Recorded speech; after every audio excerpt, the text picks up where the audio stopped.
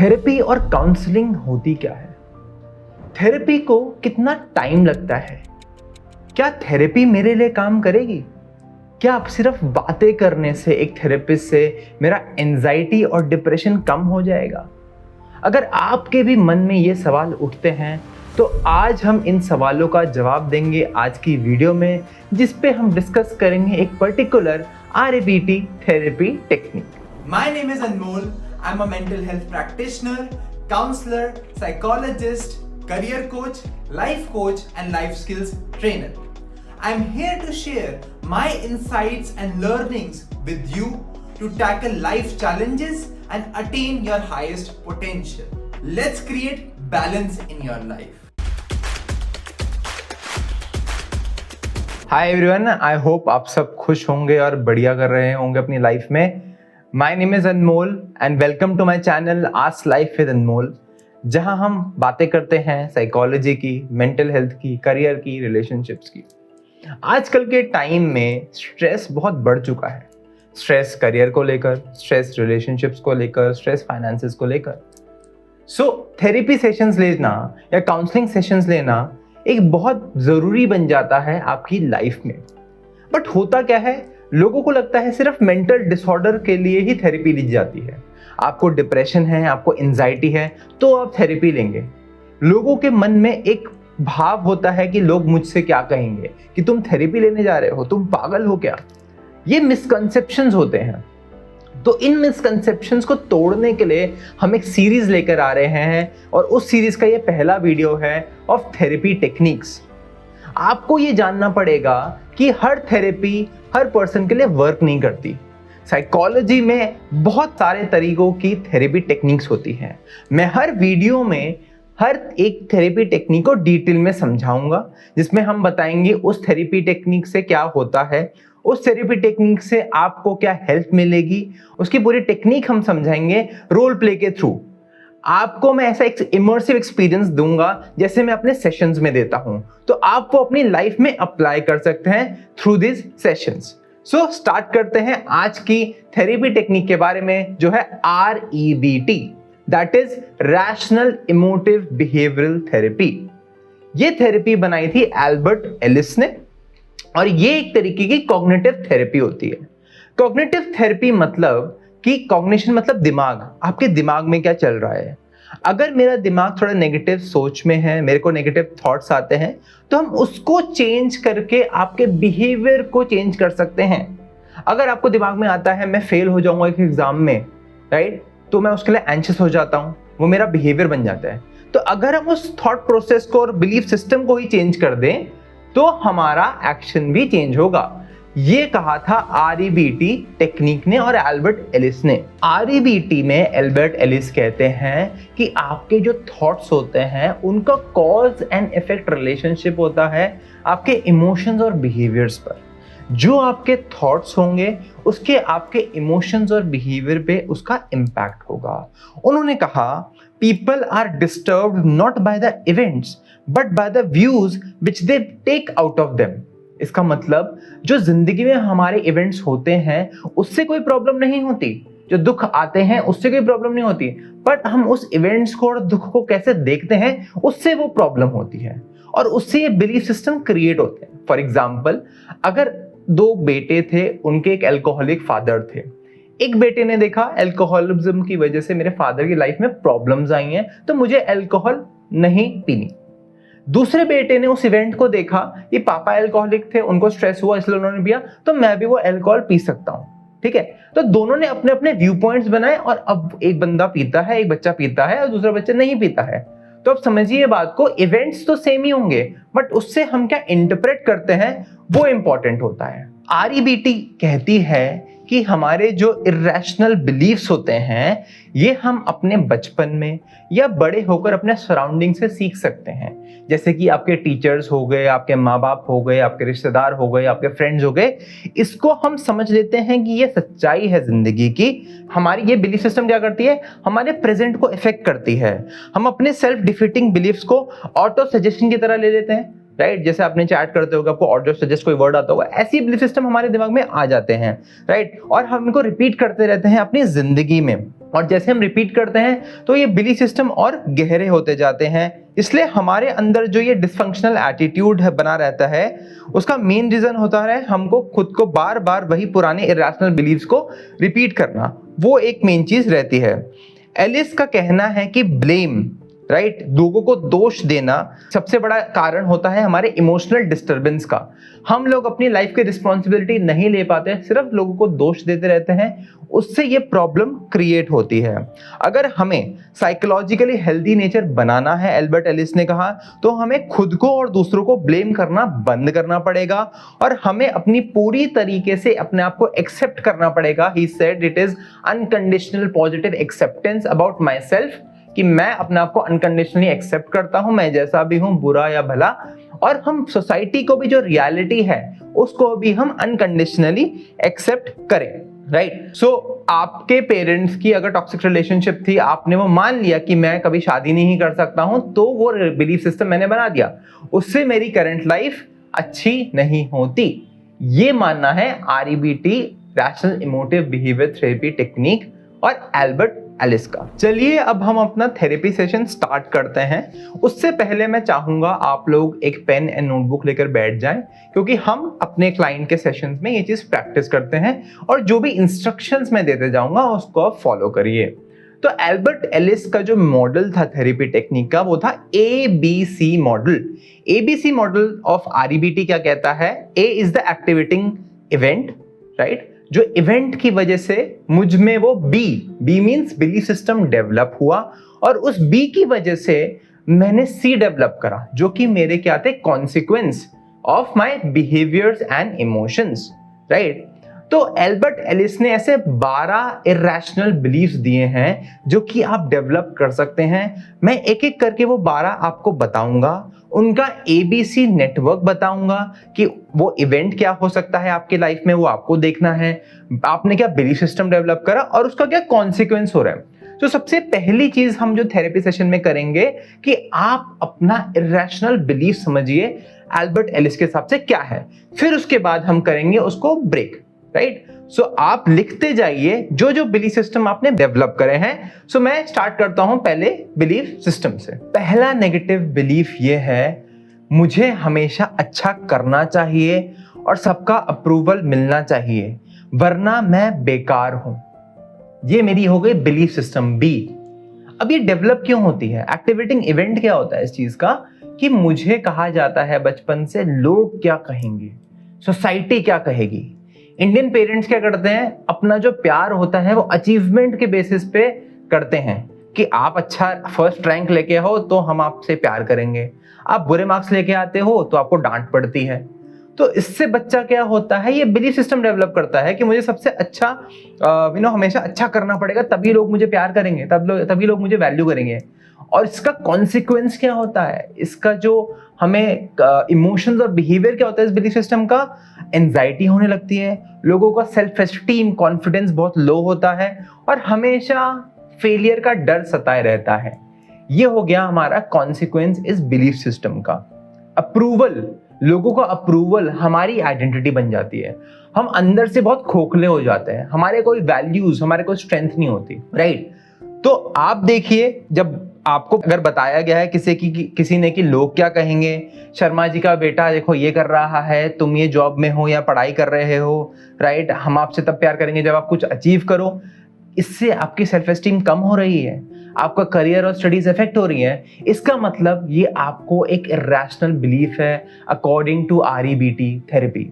तो प्लीज लिखिए इस बिलीफ को, मैं फिर से रिपीट करता हूं, मुझे हमेशा अच्छा करना चाहिए और सबका अप्रूवल मिलना चाहिए, वरना मैं बेकार हूं। हम शो भी कर लेंगे स्क्रीन में आपको ये बिलीफ सिस्टम, इसको लिखिए अगर ये बिलीफ सिस्टम आप में बिलीव करते हैं। दूसरी नेगेटिव और इरेशनल बिलीफ REBT में क्या होती है, दूसरे लोगों को मुझे हमेशा अच्छे से ट्रीट करना चाहिए, अगर नहीं किया तो वो बुरा है और उन्हें सजा मिलनी चाहिए। ये हो गया हमारा बिलीफ सिस्टम। एक्टिवेटिंग इवेंट क्या होता है, समटाइम्स हमारे इंडियन हाउस होल्ड में स्पेसिफिकली क्या कहा जाता है कि अगर आप बड़े हो रिश्ते में, उम्र में, तो आप हमेशा सही हो, राइट, आप चेंज नहीं हो सकते हो। तो अगर कोई छोटा या कोई और उनसे बोलता कि आप गलत हो, वो उसे पर्सनल अटैक की तरह ले लेते हैं, राइट। और उससे क्या होता है, उनके बिलीफ सिस्टम में उनके रिश्ते बिगड़ना स्टार्ट हो जाते हैं, राइट। तो उन्हें, हमारे यहाँ क्या होता है, हमें क्रिटिसाइज करना बिल्कुल पसंद नहीं है। आजकल लोग क्रिटिसिज्म को एज अ फीडबैक लेते ही नहीं है, वो सोचते हैं कि आप हमारी कमी निकाल रहे हो, राइट। तो इस चीज को समझना पड़ेगा कि हम कोई परफेक्ट नहीं है, right. All of us are imperfect human beings, और उसके हिसाब से हमें इस बिलीफ सिस्टम में काम करना पड़ेगा, राइट। मैंने जैसे बताया, अगर कोई इसे डिसएग्री करता है तो उससे क्या होता है, उसका रिजिडिटी बढ़ जाती है, और इसका कॉन्सिक्वेंस क्या होता है, उस पर्सन को गुस्सा आएगा, ठीक है, और शायद रिलेशनशिप्स में इश्यूज आने लग जाए। तो अगर आपको ये बिलीफ सिस्टम है, मैं फिर से रिपीट करूंगा, दूसरे लोगों को मुझे हमेशा अच्छे से ट्रीट करना चाहिए, अगर उन्होंने नहीं करा तो वो बुरे हैं और उन्हें सजा मिलनी चाहिए। अगर आप ऐसी सोच रखते हैं तो आपको रिलेशनशिप्स में प्रॉब्लम आ रही होगी। तो please write down this belief system. अब समझते हैं तीसरी इरैशनल या नेगेटिव बिलीफ को, जो कहती है जिंदगी हमेशा आसान होनी चाहिए बिना किसी तकलीफ के, अगर ऐसा नहीं हुआ तो मैं बर्दाश्त नहीं कर सकता। ये हो गए हमारे बिलीफ सिस्टम। एक्टिवेटिंग इवेंट को समझते हैं। होता क्या है इंडियन पेरेंट्स या इंडियन हाउस होल्ड में, कि पेरेंट्स कहते हैं बेटा तू सिर्फ पढ़ ले, बाकी सब चीजें हम देख लेंगे। पेरेंट्स सोचते हैं मेरे बच्चे को कुछ हो ना जाए, इसको कोई तकलीफ ना हो, इसको कुछ हार्डशिप ना हो, इसको कोई फेलियर ना हो।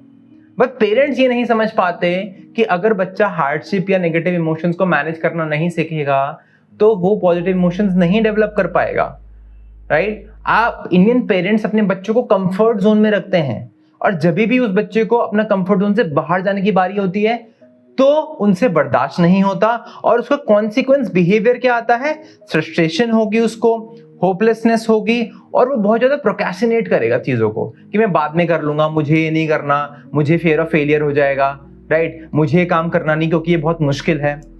तो ये ज्यादातर बच्चों में देखा गया है ये बिलीफ सिस्टम, और इसका कारण इंडियन पेरेंट्स होते हैं, राइट। तो डिस्कम्फर्ट को हैंडल करना सिखाया ही नहीं जाता, राइट। फिल्मों में सब कुछ परफेक्ट दिखाया जाता है। पेरेंट्स सोचते हैं कि मैंने ऐसी जिंदगी जी है तो मेरे बच्चे ऐसी जिंदगी क्यों जिए, राइट। तो ये बिलीफ सिस्टम अगर आपको लगता है आपको है, प्लीज राइट इट डाउन। मैं अगेन रिपीट करता हूं इस बिलीफ सिस्टम को, जिंदगी हमेशा आसान होनी चाहिए बिना किसी तकलीफ के, अगर ऐसा नहीं हुआ तो मैं बर्दाश्त नहीं कर सकता। चौथी इरैशनल और नेगेटिव बिलीफ होती है मैं हर इंपॉर्टेंट एरिया में कॉम्पिटेंट और सक्सेसफुल होना चाहिए वरना मैं निकम्मा हूं। ये हो गया बिलीफ सिस्टम। इसका एक्टिवेटिंग इवेंट होता गया है। सो हमारी सोसाइटी में बताया जाता है कि आपको ना सक्सेस अचीव करनी है, आप फेल नहीं हो सकते हो, क्योंकि अगर कोई बच्चा या पर्सन फेल हो जाए तो आप निकम्मे हो, तो आप एक फेलियर हो। तो बच्चा क्या परफेक्शनिज्म सीख लेता है, राइट। जैसे मैंने बताया इरैशनल बिलीफ हम होते क्यों हैं, क्योंकि हम ये बचपन में सिखाया जाता है और हम इनको रिजिड बना देते हैं, राइट।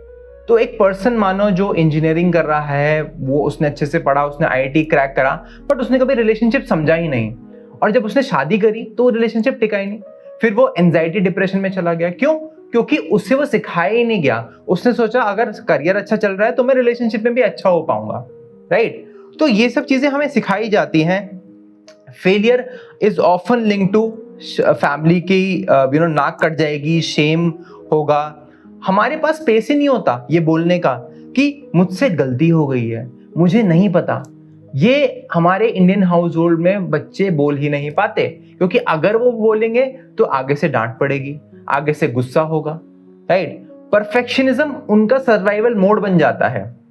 इससे हमारा कॉन्सिक्वेंस बिहेवियर क्या आता है, परफेक्शनिज्म या फिर मिस्टेक का डर, फियर ऑफ फेलियर हो जाता है लोगों को, राइट। तो अगर आपको ये बिलीफ सिस्टम है, मैं अगेन रिपीट करूंगा, प्लीज लिखिए इस चीज को, मैं हर इंपॉर्टेंट एरिया में कॉम्पिटेंट और सक्सेसफुल होना चाहिए वरना मैं निकम्मा हूं। पांचवी नेगेटिव और इरैशनल बिलीफ होती है जो लोग गलती करते हैं वो बुरे हैं और उन्हें ब्लेम करना चाहिए। स्पेसिफिकली इंडिया में क्या होता है, ये belief system and activating event क्या हो गया कि आपकी परवरिश, लोग जज बहुत जल्दी करते हैं, राइट। मोरालिटी इन इंडिया दो तरीकों में डिवाइड होती है, ब्लैक एंड व्हाइट, सही या गलत। आप अगर लिव इन रिलेशनशिप में हैं तो आप गलत हैं, आप कल्चर को फॉलो नहीं करते, राइट। अगर आपने ऐसा बोल दिया, आप अब्यूज करते हैं तो आप गलत कल्चर में हैं, राइट। तो इंडिया में लोग बहुत जल्दी जज कर लेते हैं, आप ऐसे हैं, आप वैसे हैं, राइट। तो इसकी वजह से परफेक्शन अगेन हम में बन जाता है, हम में एक जजमेंटल थिंकिंग बन जाती है, राइट। और हमारी सोच होती है कि यार अच्छे लोग गलती नहीं करते, संस्कार, धर्म और कास्ट की वैल्यूज का इफेक्ट होना चाहिए, राइट। इमोशनल इंटेलिजेंस कभी डेवलप ही नहीं होती है, हम अपने इमोशंस को रेगुलेट ही नहीं कर पाते, हम सिर्फ क्या है दूसरों की गलती निकालने में लग जाते हैं कि वो गलत है। हम अपने अंदर झांक के ही नहीं देखते कि हम में क्या प्रोज एंड कॉन्स हैं। हम ये समझते ही नहीं है कि यार इंसान जो होता है बुरा और गलत दोनों होता है। हम सिर्फ अपनी अच्छाई देखते हैं और दूसरों की सिर्फ गलती देखते हैं, राइट। तो emotional regulation is not taught and blame करना सिर्फ एक कोपिंग टूल बन जाता है। तो अगर आपको ये बिलीफ सिस्टम है, प्लीज राइट इट डाउन कि जो लोग गलती करते हैं वो बुरे हैं और उन्हें ब्लेम करना चाहिए। और इसका होता क्या है कॉन्सिक्वेंस, एबीसी मॉडल में जजमेंटल होना और आपके रिजिड मॉर्टैलिटी, राइट, कि मैं सिर्फ सही हूं, आप सिर्फ गलत हो उस चीज में, ये बन जाती है और फ्लेक्सिबिलिटी खत्म हो जाती है। छठी इरेशनल और नेगेटिव बिलीफ जो है वो है, अगर कोई सिचुएशन डरावनी है तो मुझे उसके बारे में बहुत चिंता करनी चाहिए। ये हो गया हमारा बिलीफ सिस्टम। एक्टिवेटिंग इवेंट क्या होता है हमारी इंडियन हाउस होल्ड में, स्पेसिफिकली पेरेंट्स या मदर्स में क्या होता है, चिंता को इक्वेट करा जाता है रिस्पॉन्सिबिलिटी से। मैं अपने बच्चों की रिस्पॉन्सिबिलिटी ले रही हूं या ले रहा हूं तो मुझे चिंता होना इज नॉर्मल, मेरे को एंजाइटी होना इज नॉर्मल। अगर आपके बच्चे लेट रात को चले जाएं तो बार बार उनको आप कॉल करोगे, बेटा कहाँ गए, बेटा कहाँ पहुंचे, तो वो चिंता करना वो केयर बन जाती है, राइट। चिंता करना is very normal in Indian house hold, but the problem becomes कि ये जेनेटिकली पास अराउंड होता है। बाहर मत जाओ, कुछ बाहर का मत खाना, किसी ने कुछ दे दिया तो मत करना, राइट। तो इससे क्या होता है हमारा कॉन्सिक्वेंस बिहेवियर, मेरे को एंजाइटी इश्यू आने लग जाते हैं, राइट। मेरे को एंजाइटी डिसऑर्डर हो सकता है और एक क्रॉनिक वरी रहती है, हमेशा मैं चिंता में रहूंगा या रहूंगी इसकी वजह से, राइट। ओवर थिंकिंग को नॉर्मलाइज करा जाता है इस बिलीफ सिस्टम के थ्रू, राइट। तो आप ये बिलीफ सिस्टम समझिए, आप कोई भी एज में हैं, अगर आपको ये चीज है और आपको ये चीज सिखाई गई है, अगर कोई सिचुएशन डरावनी है तो मुझे उसके बारे में बहुत चिंता करनी चाहिए। Please write it down. Seventh negative और इरेशनल बिलीफ है, मैं जिम्मेदारियों से बचकर भी अच्छी जिंदगी जी सकता हूं, राइट। ये हो गया मेरा बिलीफ सिस्टम। और इसका एक्टिवेटिंग इवेंट क्या होता है और ये किसमें पाया गया है, पर्टिकुलरली मेल्स में इन इंडियन सोसाइटी। हमारी इंडियन सोसाइटी में एक मेल को बहुत इंपॉर्टेंट फिगर दिया जाता है कि लड़का है तो वो जिम्मेदारियां लेगा, वो हमारा वंश आगे बढ़ाएगा, लड़कियां हैं तो वो घर का काम करेंगी, राइट। इसलिए लड़कों को अकाउंटेबिलिटी नहीं सिखाई जाती, आप मजे करो, आप कोई रिस्पॉन्सिबिलिटी मत लो।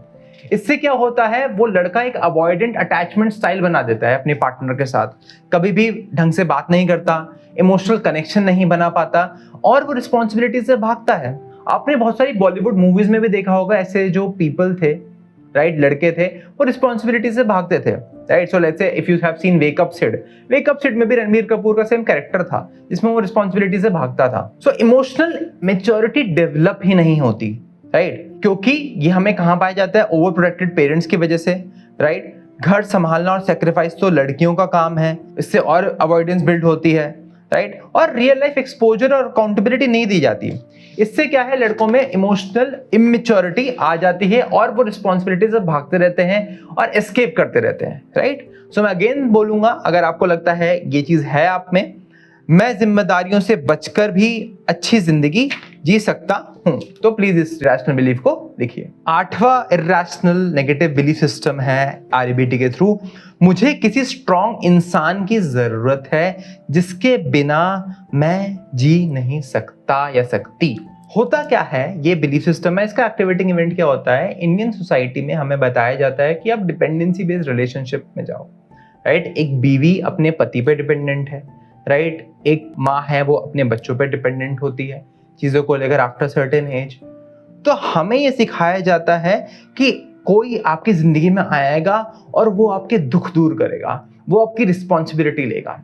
इससे क्या होता है, मेरा विक्टिम माइंडसेट बन जाता है कि मैं विक्टिम हूं, ये मेरी जिंदगी में कोई नेगेटिव सिचुएशन हुई और मुझे बचाने के लिए कोई आएगा। इससे क्या होता है, मैं कभी ग्रो ही नहीं कर पाता या कर पाती, राइट। मैं कभी इंडिपेंडेंट हो ही नहीं पाता, मैं अपने इमोशंस को एक्सप्रेस ढंग से कर ही नहीं पाता, राइट। मेरा वजूद खत्म हो जाता है, मैं अंदर से हॉलो हो जाता हूँ, राइट। तो इससे क्या होता है, मेरे को इमोशनल डिपेंडेंसी आ जाती है एज ए कॉन्सिक्वेंस बिहेवियर, और कभी कभी फेयर ऑफ अबैंडनमेंट भी आता है कि कोई मुझे छोड़ के चले जाएगा, ये भी इनमें फेयर आने लग जाता है। सेपरेशन एंजाइटी होने लग जाती है कि लोग मुझे छोड़ के चले जाएंगे, इसलिए मैं इनके साथ रहूंगा या रहूंगी, राइट। तो अगर आपको ये चीज है, बिलीफ सिस्टम है, तो फिर से आप प्लीज राइट डाउन करिए इसको। मुझे किसी स्ट्रॉन्ग इंसान की जरूरत है जिसके सहारे मैं जी सकता हूं या सकती हूं। 9th इरेशनल और नेगेटिव बिलीफ, एल्बर्ट एलिस ने कहा है, मेरा पास्ट मेरी लाइफ का सबसे इंपॉर्टेंट पार्ट है और वही डिसाइड करेगा कि मैं आगे कैसे जीऊंगा, जो कि बिलीफ सिस्टम है ही, राइट। कि अगर मेरे पास्ट मेरे प्रेजेंट को इम्पैक्ट कर रहा है तो वो बहुत नेचुरल है। हमें क्यों सिखाया जाता है, हम बिलीव करते हैं कर्मा में कि पुराने जन्म के हमारे कर्म ऐसे होंगे, अभी के कर्म ऐसे होंगे, इसलिए मुझे मेरे साथ ऐसा हो रहा है। भगवान खुद ही सही करेगा, राइट। जो लिखा है किस्मत में वही होगा, जो हो गया भूल जाओ, रात गई बात गई। ये प्रोवर्ब आपने अपने पेरेंट्स और सोसाइटी से सुने होंगे, क्योंकि वो लोग उस चीज को मानते हैं, पास्ट को ब्लेम करते हैं अपने प्रेजेंट के लिए, पर उसको आपको सिखाते नहीं है उसके लिए क्या एक्शन लेना है। वो एक एक्सेप्टेंस दे देते हैं कि ये सब जो हो रही है वो पास्ट की वजह से चीजें होती हैं, ठीक है। इससे एक लूप बन जाता है कि मैं अपनी लाइफ में कुछ कर नहीं सकता, और इसे हम कहते हैं लर्न्ड हेल्पलेसनेस। लर्न्ड हेल्पलेसनेस से क्या होता है, आपको डिप्रेशन एंजाइटी बढ़ जाता है। कॉन्सिक्वेंस क्या होगा, आप चेंज कभी हो नहीं पाओगे, आप हमेशा पास्ट को ब्लेम करते रहोगे और लाइफ में कभी चेंज आएगा नहीं। तो अगर आप ये बिलीव करते हो, मैं फिर से बोलूंगा, मेरा पास्ट मेरी लाइफ का सबसे इंपॉर्टेंट पार्ट है और वही डिसाइड करेगा कि मैं आगे कैसा जीऊंगा। अगर आपको ये चीज इंपैक्ट कर रही है, please right this belief system down. 10th negative और इरेशनल बिलीफ सिस्टम है एल्बर्ट एलिस की, जिंदगी ऐसी होनी चाहिए जैसे मैं चाहता हूं, अगर नहीं है तो ये बहुत ही बुरी बात है, राइट। ये हो गया बिलीफ सिस्टम जो मैं बिलीव करता हूं। और ऐसा होता क्यों है, एक्टिवेटिंग इवेंट क्या होता है, क्योंकि हमारे को एंटाइटल्ड होते हैं हम, राइट। मैंने अगेन कहा, पेरेंट्स हमें ऐसी सराउंडिंग, ऐसी अपब्रिंगिंग देते हैं कि आप हमेशा खुश रहो, राइट। आपको सक्सेस मिलेगी, आप किसी नेगेटिव इमोशंस को फील ना करो, आपको सारी सुविधाएं दी जाती हैं आपके पेरेंट्स के थ्रू, राइट। मैं सब कुछ सही कर रहा हूं, आपको ऐसे बताया जाता है, फिर भी मेरे साथ बुरा क्यों हो रहा है, राइट। मेरे साथ हमेशा अच्छा होना चाहिए, हमेशा मैं ही क्यों ऐसा फील करता हूं, राइट। टीवी और बॉलीवुड में ऐसा आपको सिखाया जाता है कि अच्छे लोगों के साथ अच्छा ही होता है, इसलिए हम वो चीज करे ही जाते हैं, राइट। और अगर ऐसा नहीं होता तो हमें रियलिटी फेस ही नहीं होती, मेरे साथ कैसे बुरा हो गया, मैंने तो अच्छा करा था अपने हिसाब से, राइट। तो हम रियलिटी से बहुत दूर चले जाते हैं। और होता क्या है, इसके कॉन्सिक्वेंशियल बिहेवियर क्या होते हैं, हमारे को सेल्फ पिटी होती है, डिप्रेशन भी होने लगता है, और हम रियलिटी से रेजिस्ट करने लगते हैं कि रियलिटी ऐसी नहीं है, राइट, मेरे हिसाब से चीजें होनी चाहिए। तो ये चीज है, और लोग सफरिंग और नेगेटिव इमोशन एक्सेप्ट ही नहीं कर पाते, राइट। तो अगर आपको ये बिलीफ सिस्टम है, प्लीज राइट इट डाउन। मैं अगेन रिपीट कर रहा हूं, ये बिलीफ सिस्टम, जिंदगी ऐसी होनी चाहिए जैसी मैं चाहता हूं, अगर नहीं है तो ये बहुत ही बुरा है। नेक्स्ट बिलीफ सिस्टम और 11th बिलीफ सिस्टम होता है, मुझे हर चीज कंट्रोल करनी है और मुझे उन चीजों के बारे में चिंता करनी चाहिए जो मेरे कंट्रोल में नहीं है। मोस्ट ऑफ द टाइम मेरे सेशंस में भी मैं ये चीज देखता हूं, लोग उनके बारे में चिंता करते हैं जो उनके कंट्रोल में नहीं होती।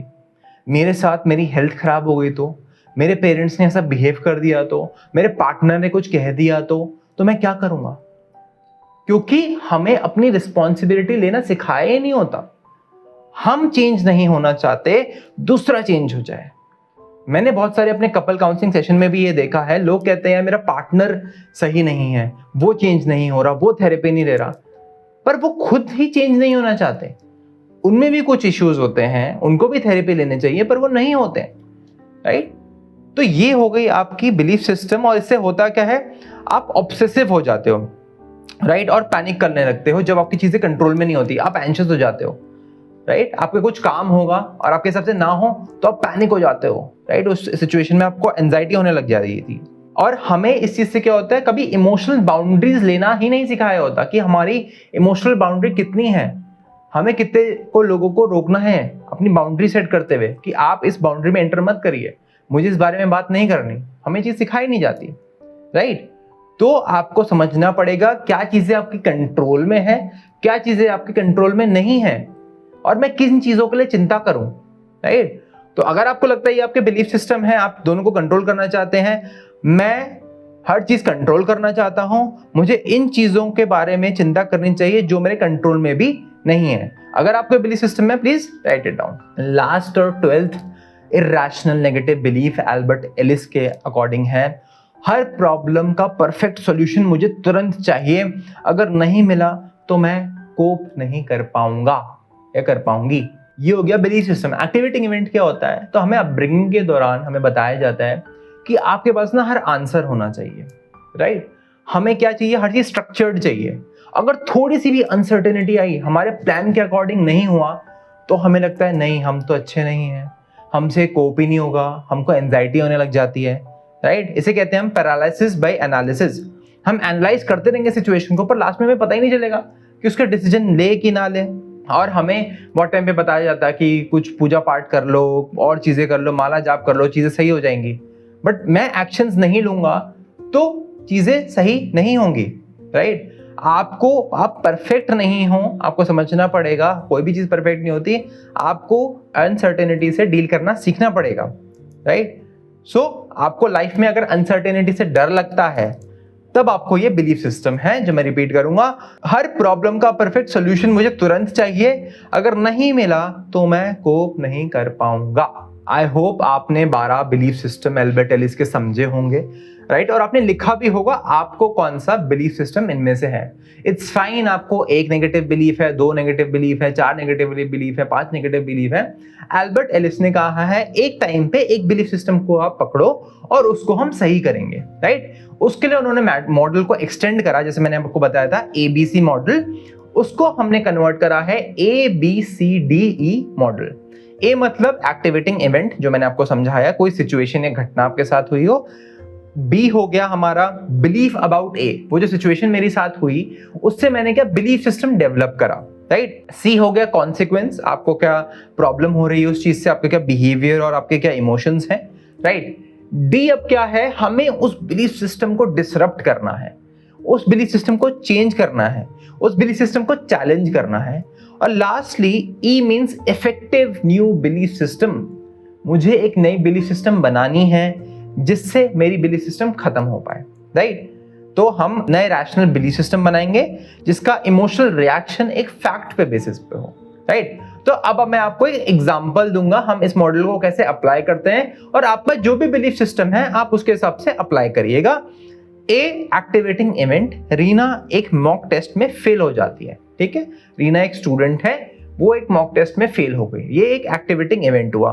बी क्या हुआ, बिलीफ, उसने क्या बिलीव करने लग गई उस फेलियर के बाद कि मुझे इस एग्जाम में पास होना ही चाहिए था, वरना मैं लूजर हूं और कोई मुझे रिस्पेक्ट नहीं करेगा, मैं फेल क्यों हो गई इस एग्जाम में। कॉन्सिक्वेंस क्या हुआ इस चीज का, रीना को एंजाइटी होने लग गई, डिप्रेशन हो गई, उसने पढ़ाई से विड्रॉल कर दिया, उसके बाद उसने पढ़ाई करी नहीं, क्योंकि वो बहुत एक इंपॉर्टेंट एग्जाम था, उसके मॉक टेस्ट का, उसके CBSE बोर्ड का। हुआ क्या, काउंसलर के तौर पर हम क्या बोलते हैं, आप उसको डिसरप्ट करिए। हमने क्या पूछा, क्या एक टेस्ट में फेल होना का मतलब ये है कि तुम बेकार हो, तुम लाइफ में फेलियर हो, ये हमने रीना से पूछा, राइट। उसके बाद हमने क्या करा और पूछा कि क्या लोग हमेशा तुमसे सक्सेस की उम्मीद करते हैं, क्या एक गलती तुम्हारी पूरी वैल्यू डिसाइड करती है। तो हम क्वेश्चंस करते रहते हैं रीना से जब तक वो बिलीफ सिस्टम तोड़ नहीं देते, राइट। और उसके लिए हम नया बिलीफ सिस्टम डालते हैं। E means effective new belief which says fail होना बुरा लगता है, दैट्स वेरी नॉर्मल, सबको होता है, लेकिन इसका मतलब ये नहीं है कि मैं लूजर हूं, मैं सेल्फ एस्टीम खो दूं, मैं सीख कर आगे बढ़ सकती हूं, राइट।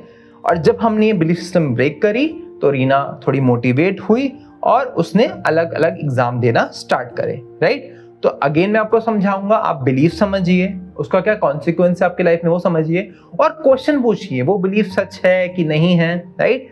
और लास्टली डिस्टरप्ट करने के बाद आप एक नई बिलीफ बनाइए जो कि रियलिटी पे बेस्ड है, जो कि फैक्ट पे बेस्ड है। जैसे मैंने आपको बताया कि फेल होना इज वेरी नॉर्मल, बट वो जिंदगी नहीं है मेरी पूरी, मेरे में और भी डायमेंशंस हैं। तो ऐसे हम REBT के थ्रू, इस रैशनल इमोटिव बिहेवियर थेरेपी के थ्रू आपके बिलीफ सिस्टम को ब्रेक करते हैं और एक नई बिलीफ सिस्टम आपके अंदर लेके आते हैं, और उस बिलीफ सिस्टम पे हम आपको होमवर्क देते हैं, वो आपको रियल लाइफ में कैसे इंप्लीमेंट करनी है, राइट। अब हम एक केस स्टडी में आपको बताऊंगा, इसको हमने कैसे अप्लाई किया रिलेशनशिप के एरिया में। नेहा एक 26 साल की यंग लड़की है जिसका 3 साल का रिलेशनशिप रिसेंटली टूट गया या ब्रेकअप हो गया, राइट।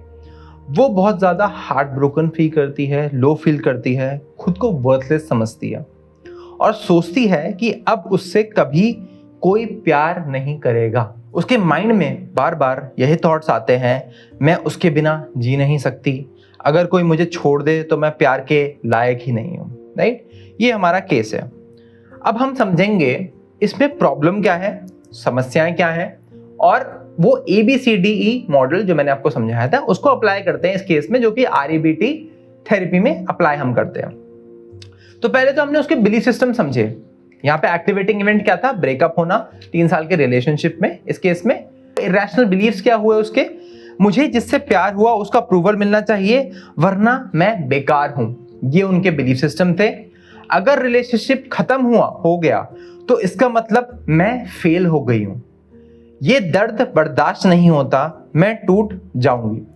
ये उनके नेगेटिव बिलीफ सिस्टम्स थे जो उन्होंने डेवलप करे। उनको गलत बिलीफ क्या लगता था, मुझे उसका प्यार मिलना चाहिए, राइट। जब उन्होंने हमसे बोला ऐसे, तो हमने क्या उनसे उनकी बिलीफ सिस्टम को ब्रेक करने के लिए क्या करा, D मींस डिसरप्शन। क्या ये जरूरी है, क्या मेरी वैल्यू सिर्फ उस इंसान से तय होती है उस रिलेशनशिप में, आपकी लाइफ में और कोई फ्रेंड्स फैमिली मेंबर्स नहीं है, ये हमने उनसे पूछा। दूसरी चीज उन्होंने हमसे बोली, मैं अब प्यार के लायक नहीं हूं, राइट। ये उनका नेगेटिव बिलीफ है। हमने उनसे पूछा, क्या एक ब्रेकअप मेरी पूरी आइडेंटिटी डिफाइन करता है, मेरा करियर, मेरी फिजिकल हेल्थ, मेरी मेंटल हेल्थ खराब हो जाती है एक ब्रेकअप के थ्रू। फिर उन्होंने बोला, मैं ये पेन बर्दाश्त नहीं कर सकती हूं। फिर हमने पूछा D मेथड में, डिसरप्शन में, क्या मैंने पहले कभी पेनफुल सिचुएशन हैंडल करी है कि नहीं करी, ये ब्रेकअप पहली बार हुआ है या इससे पहले ब्रेकअप हुए हैं, क्या दर्द वक्त के साथ कम नहीं हुआ था। हमने उन्हें एक सिचुएशन बताई जहां उन्होंने खुद टाइम, एक एग्जाम फेलियर के थ्रू और एक फ्रेंडशिप के थ्रू, एक उनका फ्रेंडशिप ब्रेक हुआ था और उन्होंने रिकवर करा था। तो उन्हें समझ आया, आपको क्लाइंट को रियलाइज कराना पड़ता है कि सेम सिचुएशन वो हैंडल कर सकते हैं। तो ऐसे करके हमने उनकी बिलीफ सिस्टम जो ब्रेकअप के थ्रू हुई थी वो तोड़ी, राइट, और नई बिलीफ सिस्टम हमने डेवलप करी। वो क्या थी, ये ब्रेकअप दुख भरा होता है, सबके लिए ब्रेकअप दुख भरा होता है एंड इट्स वेरी नॉर्मल, लेकिन इसका मतलब ये नहीं है कि मैं प्यार के लायक नहीं हूं। आप अपनी आइडेंटिटी मत जोड़िए इस ब्रेकअप के थ्रू। मेरी वैल्यू किसी और के ओपिनियन से नहीं होती, मेरे खुद के नजरिए से होती है। मैं कैसा फील करती हूं, क्या मैं केयरिंग होना बंद कर देती हूं, क्या मैं लवेबल होना बंद कर देती हूं एक ब्रेकअप के बाद। तीसरी बिलीफ हमने बोली, ब्रेकअप पेनफुल होते हैं लेकिन मैं इस दर्द को टॉलरेट कर सकती हूं और स्ट्रांग बन सकती हूं। ये 3 बिलीफ सिस्टम्स हमने उनको, आपको दिखाऊंगा स्क्रीन पे मैं, हमने डेवलप करे और इसको हमने उनसे बोला आप एफर्मेशन की तरह बोलिए सुबह और शाम को, और इसके थ्रू एक्शंस लीजिए, आप अपना स्पेस और टाइम लीजिए, राइट। हमने और उनको एक्सरसाइज क्या दी, डेली डायरी लिखना जिसमें उनके नेगेटिव थॉट्स जो आ रहे हैं वो लिखिए, राइट। कुछ हॉबीज पे अपना वक्त बिताइए, राइट। नए रिलेशनशिप में नहीं जाना, दैट इज टोटली फाइन। आप कुछ अपनी हॉबीज कर सकते हैं, दोस्तों से मिलिए, अपने आपको एक्सक्लूड मत करिए दोस्तों के साथ, राइट। अपना सेल्फ लव करिए, अपना ध्यान रखिए, राइट। उसके बाद मिरर के सामने बोलिए जो हमने बिलीफ सिस्टम बनाए कि मैं अच्छी हूँ, मेरे में ये स्ट्रेंथ्स हैं, राइट। अपने आप को एक लेटर भेजिए जिसमें पूरी फीलिंग्स एक्सप्रेस करिए, राइट, कि मैं ऐसी हूँ, ये ब्रेकअप क्यों हुआ, अपना पॉइंट ऑफ व्यू क्या था, उनका पॉइंट ऑफ व्यू क्या था, राइट। और लास्टली हमने उनमें असर्टिवनेस बढ़ाई, उनका सेल्फ कॉन्फिडेंस बढ़ाया कि अपने तरफ सेल्फ कंपैशन रहिए, अपने आप को सेल्फ लव करिए, राइट। ये हमने जब 6 महीने के लिए करा, 6 सेशंस के लिए करा, सॉरी, उनका रोना और इमोशनल ब्रेकडाउन कम हुआ। अपने सेल्फ वर्थ और एक्सटर्नल वैलिडेशन से वो आगे बढ़े, राइट। उनके इमोशनल ट्रिगर्स कम हुए, now she is dating, she is having a wonderful life, right. तो आप समझिए ऐसे ये केस स्टडी होती है जहां हमने REBT थेरेपी टेक्निक लगाई। आई होप आज के सेशन में आपने REBT थेरेपी टेक्निक समझा होगा, which was about rational emotive behaviour therapy. आपने अपने नेगेटिव बिलीफ समझे होंगे, आपने नए बिलीफ बनाए होंगे, आपको हमारा तरीका अच्छा लगा हो थेरेपी टेक्निक समझाने का, please like this video, share करिए अपने फ्रेंड्स एंड फैमिली मेम्बर्स के साथ उनकी मेंटल हेल्थ सही करने के लिए। सब्सक्राइब करिए मेरे चैनल को आस्क लाइफ विद अनमोल। हम अलग अलग थेरेपी टेक्निक्स को एक्सप्लोर करेंगे, अपनी मेंटल हेल्थ को सही करेंगे, राइट। और हमने डिसऑर्डर्स के ऊपर भी बहुत सारी वीडियोस बनाई हैं, उनको भी जाकर देखिए, right. So subscribe to my channel and हंसते रहिए और ग्रो करते रहिए।